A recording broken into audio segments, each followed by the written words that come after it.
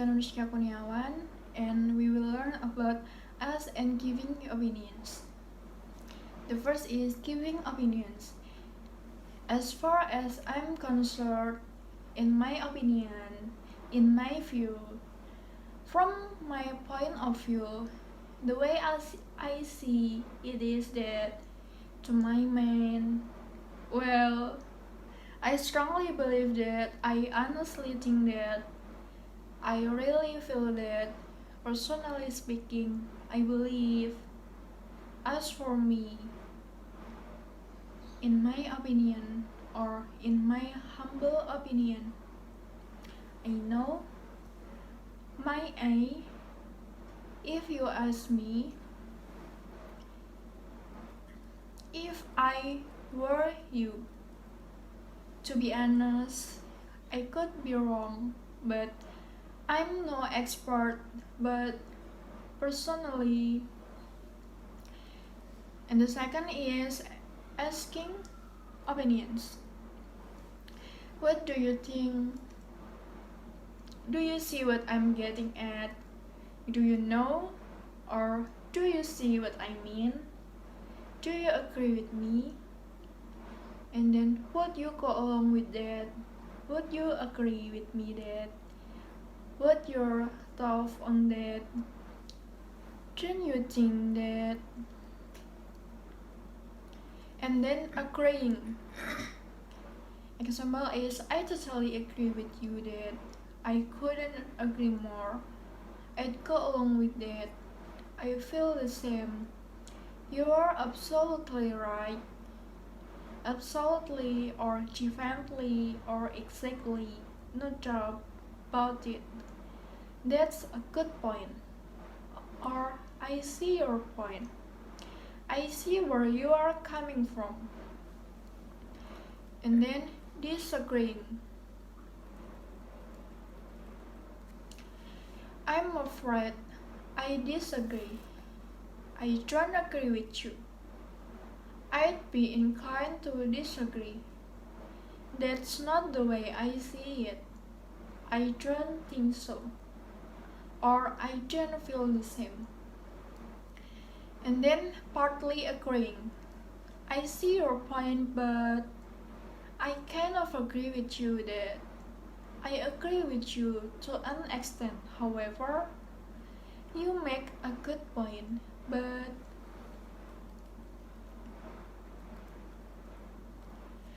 asking for and expressing opinions is something we frequently do in everyday English. We will need to ask and give opinions in formal situations, such as in business, in writing, both academic and informal text, and in informal speaking. Example, it seems to me that the government should reduce trade traffics. This is formal. And then, what do you reckon to this source? This is informal. Giving opinions can be weak or strong. The weak is, I think, I don't think. I am fairly certain that, I'm quite certain that, I would have thought that. The medium is, I believe, I don't doubt that, I feel certain that. My impression is that as I see it, it seems to me that it strikes me that. And then strong. I'm absolutely certain that blah blah blah. I am convinced that blah blah blah. I strongly believe that blah blah blah. The example. I think it's a good movie. I don't doubt that smoking is bad for you. I'm convinced that it's the best decision we could make for the company. And then asking for an opinion. What do you think about this brand, Tom? What do you reckon to this shoes, Pam? Mom, how do you feel about buying me a new smartphone? What do you think about this? Do you have any strong feeling on this, John? Any comments, anybody? What are your views on nuclear power? And then giving reason. Sometimes when we give opinions, we may want to give a reason.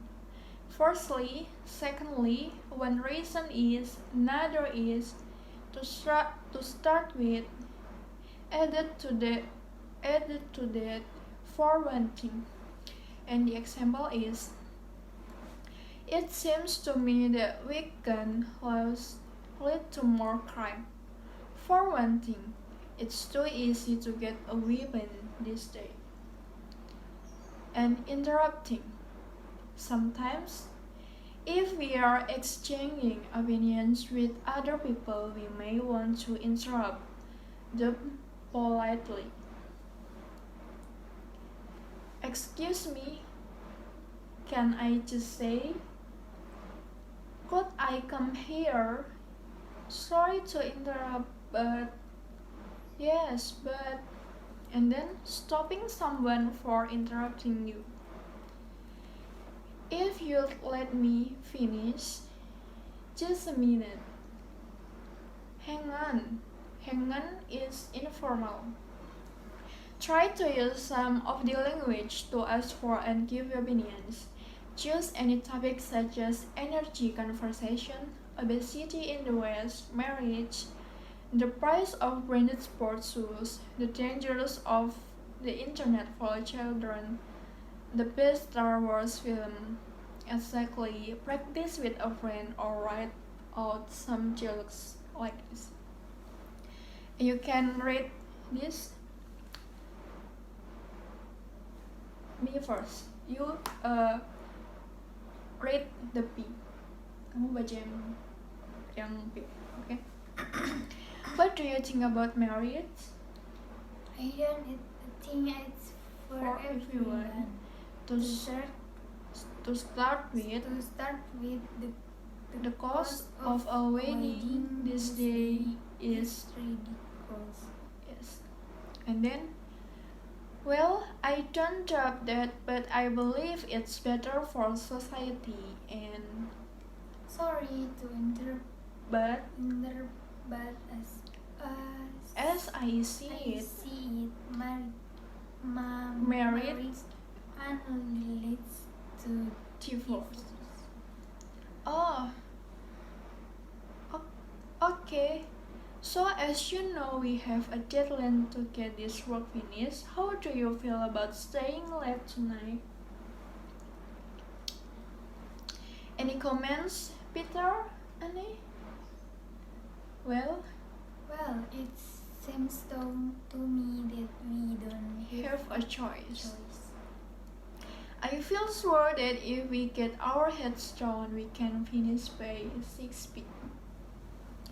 And then, writing letters or send emails expressing your opinion about something.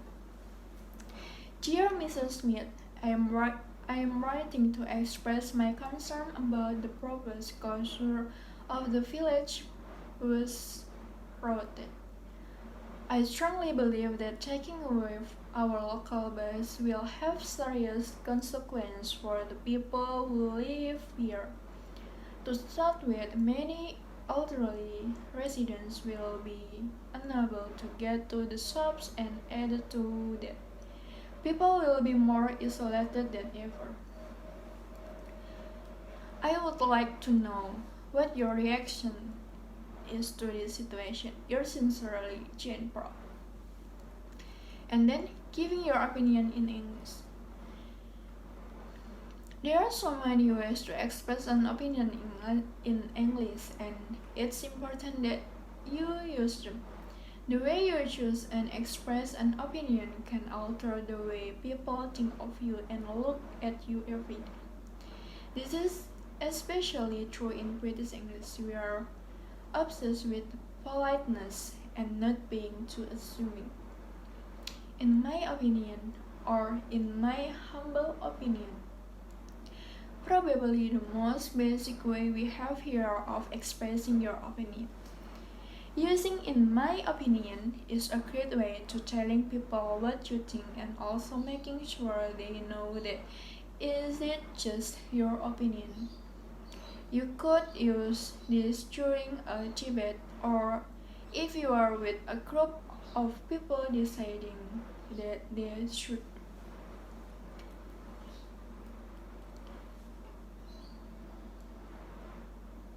You can read this. Hey Step. Read. Hey Step. Hey Steph, You what did you think of the new Terminator film? Well, in my opinion, it was not as good as the older ones. I didn't find the storyline believable. Yeah, Yes, true. It It was strange. To add something to this phrase, you can add the word humble that changes the meaning just slightly. Saying, "in my humble opinion," adds a bit of politeness to expressing your opinions. To be humble means that you act in a very reserved and careful manner so that you don't offend people. Servants were always expected to humble when they were working for kings and queens. It is slightly degrading and lowers your own worth, but today it is also used to be polite. So you can read. So you really didn't like the movie then? That's a shame. No, I just thought it was nowhere near the old films, but that's just my humble opinion. Use the sweet new English acquaintance to impress your friend with how polite you are. Okay, thank you for your attention. Assalamualaikum warahmatullahi wabarakatuh. Waalaikumsalam warahmatullahi wabarakatuh.